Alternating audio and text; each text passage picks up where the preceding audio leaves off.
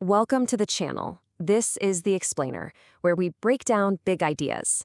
Today, we're going to dive into the beautifully simple and kind of radical philosophy of Anthony de Mello. It's a perspective that might just change how you look at, well, pretty much everything. It's all about this powerful idea of seeing over fixing. So let me ask you a question.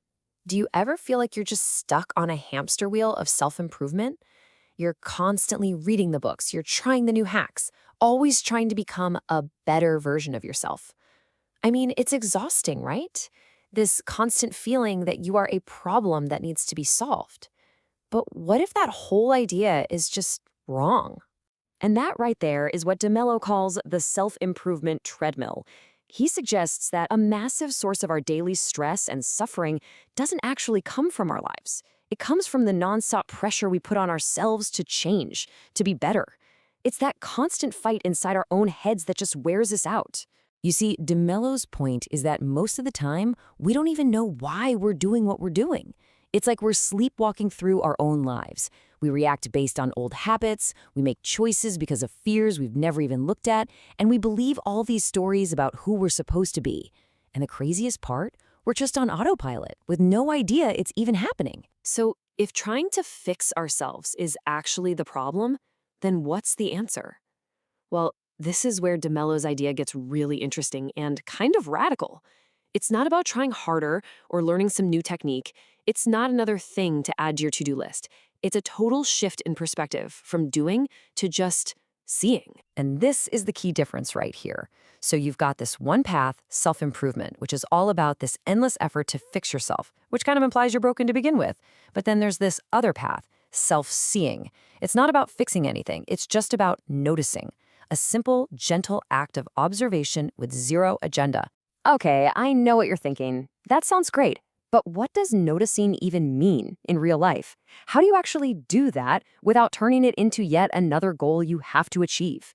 The good news is it's way simpler than it sounds, and there's no struggle involved at all. It really just boils down to these 4 steps. And remember, the whole point is just to observe. Step 1, just start noticing your automatic patterns. You know, like how you automatically reach for your phone the second you feel a little bored? Step 2, observe what triggers you emotionally without trying to figure it out. What makes you instantly defensive? Step 3, see the things you're attached to for your happiness. And then the final and most important step, do all of this without any judgment. You're not bad for having these patterns, you're just an audience member watching the show of your own mind. Hey, real quick, if this idea is clicking with you at all, do us a huge favor and hit that like button and subscribe. It really helps us out. Because what happens when you start doing this? Well, it's pretty incredible. So what's the payoff? What do you actually get from all this noticing? Well, when you start practicing this kind of non-judgmental awareness, you basically stop fighting with yourself and with reality. And when you drop that fight, you find some of the most profound benefits imaginable. We all know this cycle, don't we? I'll be happy when I get the new job. Or I'll be happy when I'm in a relationship. We're basically putting our happiness on hold, waiting for some future event that might not even happen. Awareness lets you see that pattern for what it is. Look, this doesn't mean you can't have goals. Of course you can. It just means your peace of mind right now isn't held hostage by some future what if, and that is real freedom. And this is the beautiful paradox of it all. The moment you stop desperately chasing happiness, you find this deeper kind of joy just sitting there. When you stop judging yourself so harshly, you find real compassion for yourself and for other people. And when you let go of trying to control everything, you experience this radical freedom. You literally win the game by stopping the fight. You know, de Mello has this perfect metaphor to wrap this all up. It's not about becoming someone new. It's about finally seeing who's been there the whole time. Just let that sink in for a second. This whole process isn't about building a new, better you. It's actually the opposite. It's about deconstruction. It's about revelation. Through simple awareness, the masks we wear to protect ourselves, to fit in, to feel like we're enough, they just start to fall away. And you don't even have to tear them off.